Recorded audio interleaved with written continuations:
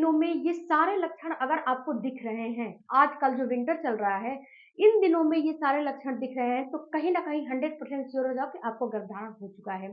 तो आज की वीडियो में हम यही जानेंगे कि विंटर पे आपको कौन-कौन से प्रेगनेंसी के लक्षण दिखाई देते हैं।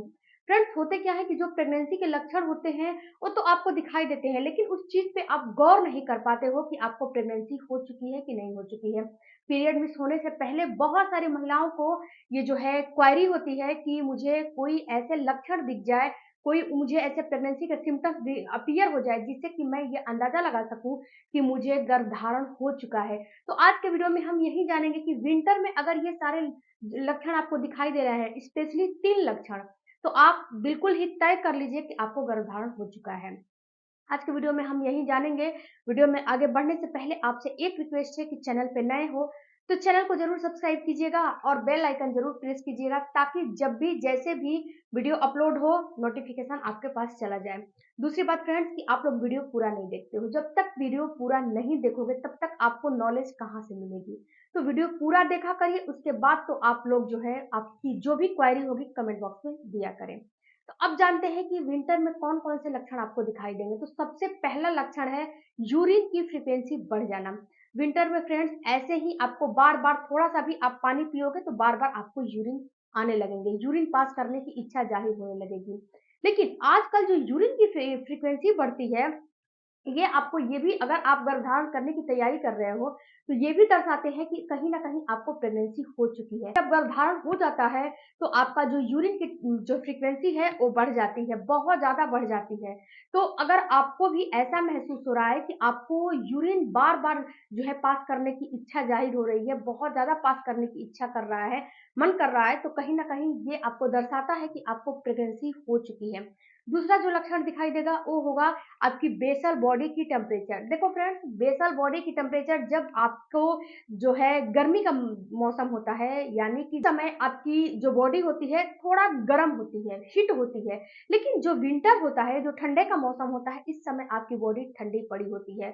तो इस समय अगर आपको गर्भधारण कर आप तैयारी कर रही हो और पीरियड के लास्ट में, पीरियड जो आया है उसके 20वें-22वें दिन और जो पीरियड आने वाले हैं उसके 8 से 10 दिन पहले अगर आपको ऐसा महसूस हो रहा है कि अगर आपको फीवर जैसा महसूस हो रहा है, ऐसा फ़ील हो रहा है कि मेरी बॉडी हल्की-सी गरम है, तो ये समझना है कि आपको गर्भधारण हो चुका है। और गरम के साथ-साथ आलस बहुत ज़्यादा है, विंटर में वैसे भी आलस आते हैं। लेकिन अगर आपको आलस और भी ज़्यादा आ रहे हैं, तो ये भी दर्शाता है कि आपको कहीं न कहीं गर्भधारण हो चुका है।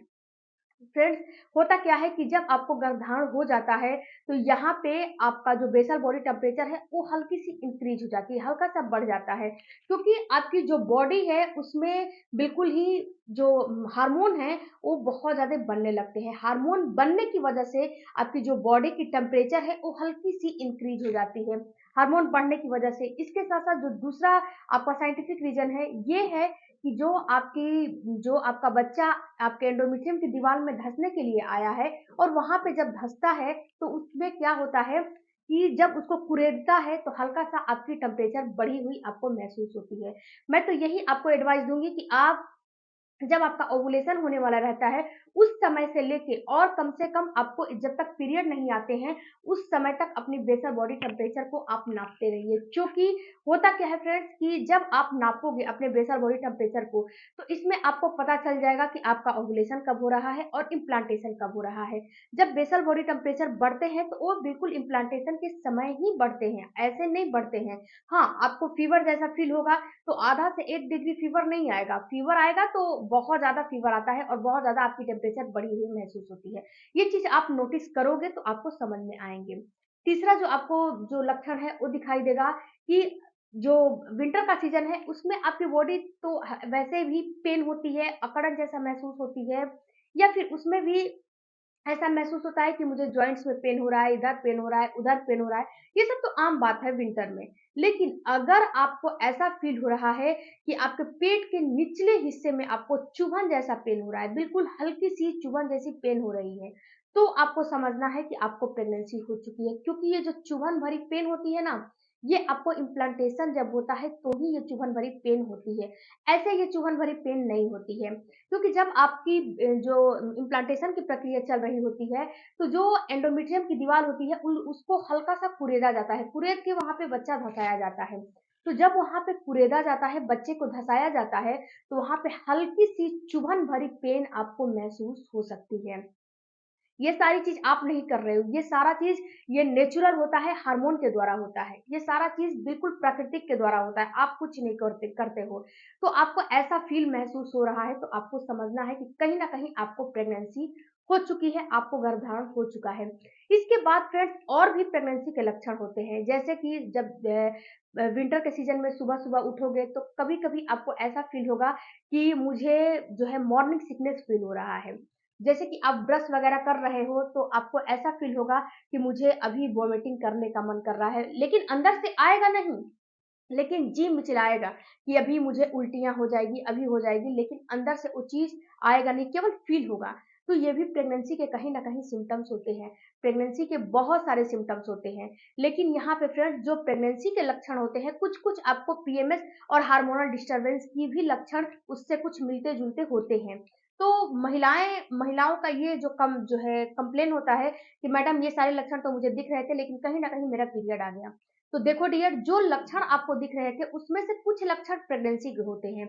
जैसे कि पेट के निचले हिस्से में चुभन भरी दर्द, ये प्रेगनेंसी के लक्षण होते हैं। पेट में दर्द बहुत सारे होते हैं, लेकिन आपको उसमें जो है डिफरेंट करना है, ये कौन सा दर्द आपको हो रहे हैं। दूसरा, कि अगर आपका पीरियड आने वाला रहेगा, तो उसमें आपको पेट में दर्द पूरा होगा, और प्रेगनेंसी रहेगी तो पेट का दर्द निचले हिस्से में होगा। इसके साथ-साथ फ्रेंड्स आपका जो उल्टियाँ, वॉमिटिंग करने वाली बात है, ये आपको कभी भी पीरियड में नहीं होते हैं। जब प्रेगनेंसी होगी तब होगा, या फिर जब आप डिप्रेशन में जा रहे हो तब आपको ऐसा समझ में आएगा। जैसे कि कोई चीज़ के लिए आप हेडक कर रहे हो, बहुत ज़्यादा उसमें सोच रहे हो, जैसे कि गर्भधारण करने की तैयारी कर रहे हो। उसमें अब बहुत ज़्यादा ही आप नेगेटिविटी जो है अपने मन में रख लिए हो कि मुझे प्रेगनेंसी नहीं हो रही है, मैं क्या करूँ, क्या ना करूँ? तो अगर आप धीरे-धीरे एंग्ज़ायटी और डिप्रेशन के शिकार हो रहे हो, तो इसमें भी आपको कहीं न कहीं वॉमिटिंग का जो है समस्या हो जाएगा, उल्टियाँ होने लगेगा। दूसरा, अगर आपको बहुत ज़्यादा उल्टा-पुल्टा आप चीज़ों का सेवन कर लेते हो, तो उसमें भी आपको नोज़िया, वॉमिटिंग होने लगता है, उल्टियाँ होने लगता है।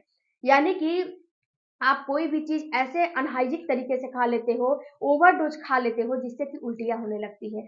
तो आप इस चीज़ को डिफरेंट खुद से करिए कि आपको कौन-से चीज़ से कौन-सा दिक्कत हो रहा है। अगर आपको प्रेगनेंसी के लक्षण दिख रहे हैं, फिर आपको पीरियड आ रहे हैं, तो आप एक काम करो कि आप सबसे पहले अपने डाइट को चेंज करो, क्योंकि आपको पीएमएस की समस्या हो रही है। प्री मैच्योर सिंड्रोम की समस्या हो रही है। तो अगर ये जो है समस्या हो रही है, तो इसको कहीं न कहीं ठीक करना आपकी ज़िम्मेदारी है। इसको ठीक करने के लिए सीट साइक्लिंग लीजिए, अपना जो डिप्रेशन है उसको दूर करिए, स्ट्रेस लेवल को मेंटेन करिए। इसके साथ-साथ आप थोड़ा-सा मेडिटेशन करिए, एक्सरसाइज़ करिए, अनुलोम-विलोम करिए। ये सारा चीज़ करोगे तो कहीं न कहीं ये चीज़ सही हो जाएगी, क्योंकि इसका कोई भी मेडिसिन नहीं होता है। आप अंजीर, खजूर, अखरोट इन सारी चीज़ों का इस्तेमाल करिए, ये बिल्कुल 1 से 2 महीने के अंदर सही हो जाएगा। आई होप फ्रेंड्स कि ये वीडियो से आपको कुछ नॉलेज मिला होगा, तो चैनल को ज़रूर सब्सक्राइब कीजिएगा।